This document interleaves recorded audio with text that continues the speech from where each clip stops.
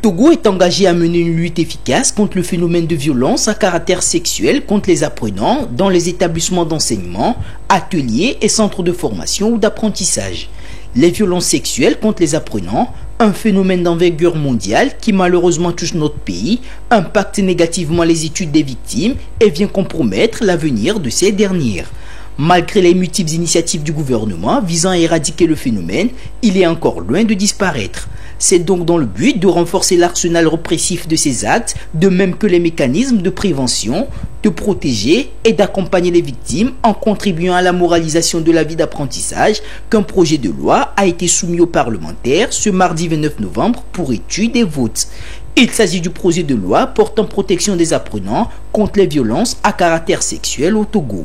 Vu l'importance du test, les différents présidents des groupes parlementaires représentés à l'Assemblée nationale ont invité leurs membres à voter favorablement pour le dit projet. Et c'est à l'unanimité que les députés ont adopté ce projet de loi portant protection des apprenants contre les violences à caractère sexuel au Togo. Une immense satisfaction pour les 3 commissaires du gouvernement présents à cette séance. La loi relative à la protection des apprenants contre les violences à caractère sexuel vient élargir le champ des instruments juridiques en matière de promotion et de protection des droits des enfants en général et en particulier ceux des apprenants. En effet, la protection des apprenants contre toute forme de violence a toujours été et demeure une préoccupation du gouvernement qui a pris des initiatives pour prévenir et protéger les apprenants. L'adoption de la présente loi par la représentation nationale vient donc compléter et renforcer les dispositions et les mesures déjà mises en place. Elle permettra d'améliorer la prévention de ces violences, d'apporter une réponse holistique et intégrée aux victimes et de lutter efficacement contre les grossesses précoces et la déperdition scolaire des filles. J'invite tous les acteurs intervenant dans les milieux éducatifs et formation professionnelle et les services compétents à s'approprier cette loi et à en faire un bon usage pour soutenir les efforts du gouvernement dans la protection des enfants au Togo. Madame la Présidente, cette politique du gouvernement de lutte contre les violences à caractère sexuel représente une précieuse opportunité de mobiliser chacun autour d'un travail collectif et partagé, consolidant ainsi l'intérêt général. Au-delà des tests et des institutions revues et corrigées pour les besoins de la cause, le phénomène des violences à caractère sexuel reste toujours d'actualité. Il va sans dire que la loi que vous venez de voter constitue une arme de construction massive aux résultats attendus pour le bonheur de nos enfants.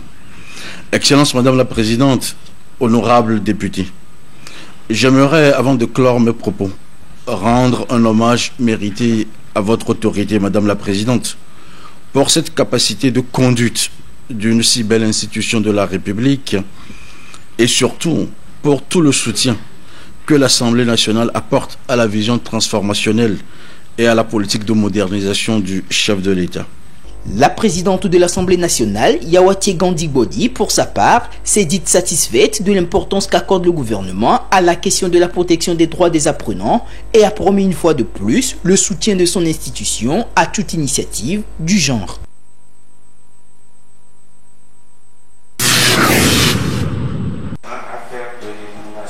Après les organisations de femmes des 4 régions de l'intérieur du pays, c'est au tour de celles de la région maritime et du Grand Lomé de bénéficier de cette formation.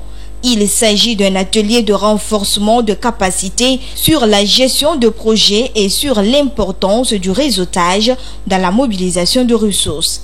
Les travaux ont été lancés ce mardi à Lomé et vont durer 3 jours. Une initiative de la coordination des organisations féminines du Togo, COFET.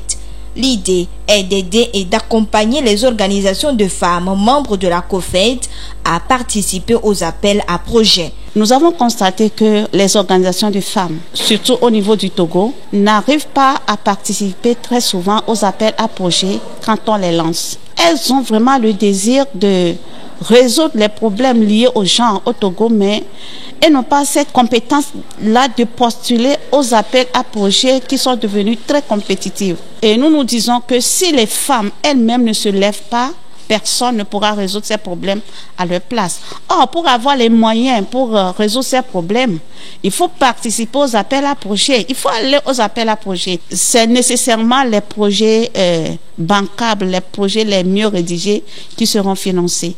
C'est pour ça que nous sommes là pour renforcer les capacités de nos membres, pour qu'elles aient les techniques nécessaires, les capacités nécessaires pour pouvoir concevoir un projet, identifier un projet et le conduire jusqu'à la fin. 37 associations de femmes prennent part à cet atelier. Ils seront donc outillés sur les techniques d'élaboration de projets et sensibilisés sur la force du réseautage dans la recherche de financement. Ceci a été possible grâce à l'appui financier de l'ambassade de France au Togo qui met les droits des femmes au cœur de ces programmes. La thématique de l'égalité entre les femmes et les hommes est une priorité de la France, est une priorité portée par le président Emmanuel Macron depuis son premier quinquennat. Ici au Togo, cela s'est matérialisé à travers l'organisation de 2 événements l'an passé. Et on a souhaité continuer cette dynamique en initiant un programme plus global en faveur du leadership féminin, de l'autonomie corporelle des femmes et des filles et de la lutte contre les violences basées sur le genre. Dans le cadre de ce programme, il nous apparaissait important de contribuer à la structuration et au renforcement de capacités de la société civile afin qu'elle puisse monter en puissance et porter la voix des femmes, des organisations féminines face au pouvoir public. Les participants sont appelés à partager les acquis avec les autres membres de leurs organisations respectives. À la cérémonie d'ouverture de cet atelier, les représentants du ministère de l'Action sociale et de la mairie Golfe 7 ont salué l'initiative qui s'inscrit dans la droite ligne de l'action du gouvernement qui veut impliquer davantage les femmes dans les projets et programmes de développement.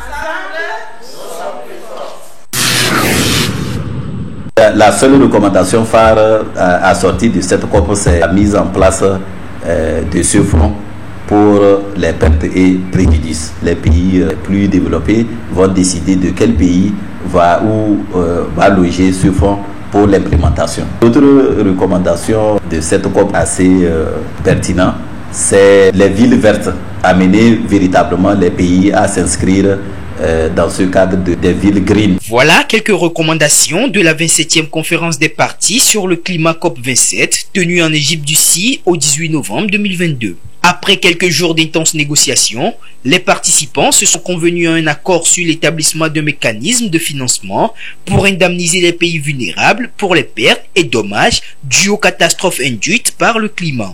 Et pour cet acteur de la société civile, c'est un pas de plus pour atténuer l'impact des changements climatiques. Parlant de l'adaptation et de l'atténuation, qu'est-ce qu'il faut faire pour que les pays africains puissent vraiment travailler durement à atteindre les objectifs fixés, c'est-à-dire que revenir à 1,5 degré Celsius comme avant. Bon, c'est là les discussions sont bloquées et il fallait mettre encore un fonds pour amener ces pays africains, aider les pays colonisés à mettre en œuvre ou à avoir ces fonds pour les pertes et préjudices. Mais maintenant, quel pays va mettre en œuvre ce fonds?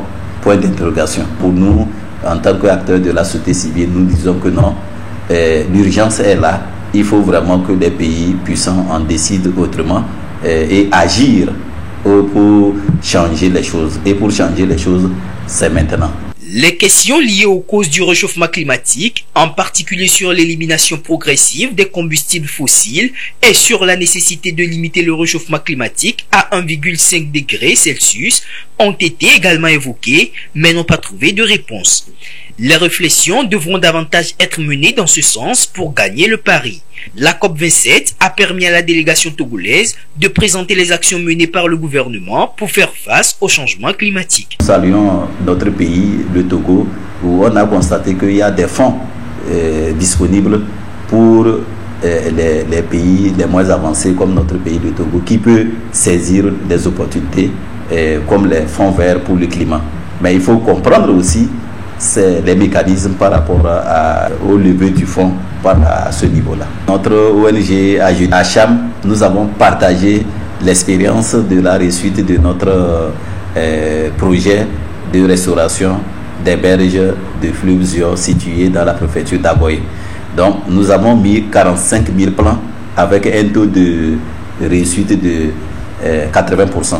Donc, et cette expérience qui a été partagée à Cham, ça a été un grand succès à Cham, parce que tous les pays venaient au stand du Togo pour comprendre comment la jeunesse a pu reboiser surtout les berges, parce que pour reboiser les berges c'est très complexe. On a démontré comment nous sommes en train de reboiser en intégrant les aspects du maraîchage et en intégrant aussi l'utilisation de l'engrais bio pour améliorer la croissance rapide des plants. Après l'Égypte, ce sera le tour de Dubaï d'accueillir la COP28 en 2023.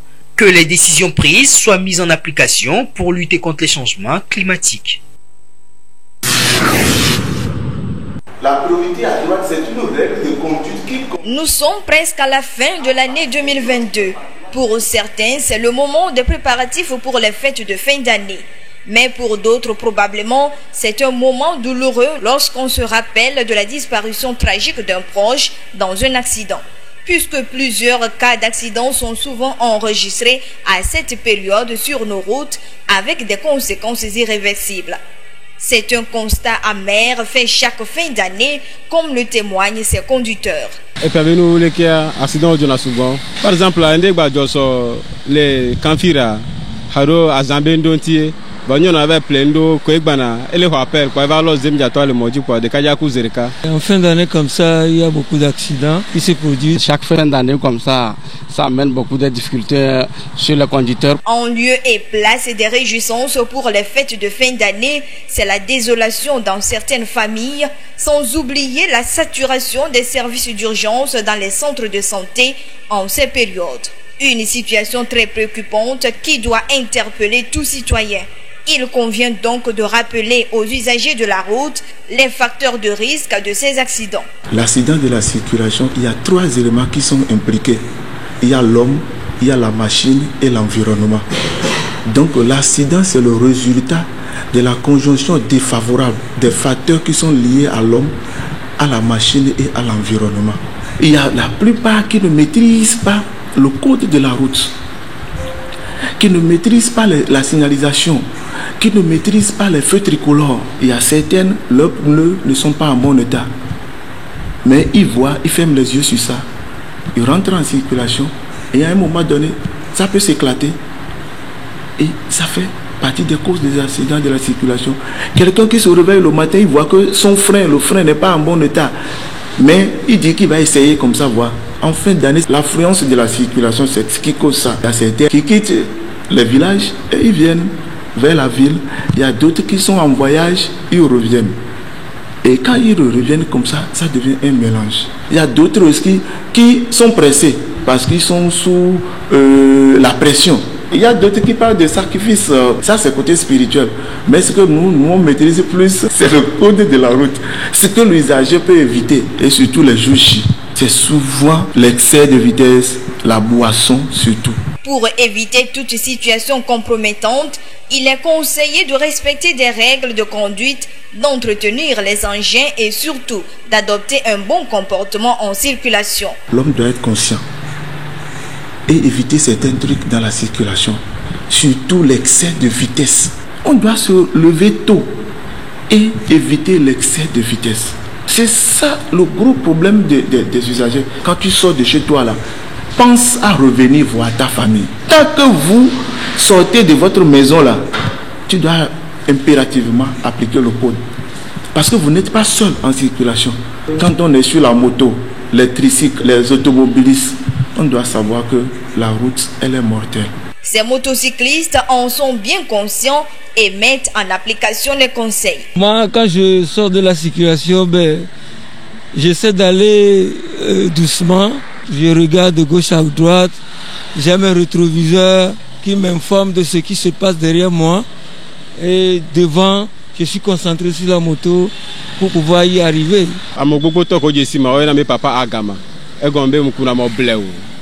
Par exemple, passenger do garmo la kwa mera be chingbe nyano bo trambo chingbe kwa nyabe njajo le gbo e nyum ja kokko mu kanu kila jo ma jo le gbo wa to gbo nya ga ma vo amere la te va lo tongo do me porte mi le ma ba sime. C'est la vigilance, sinon il y a rien. Je vais me presser, non, il y a plus ça.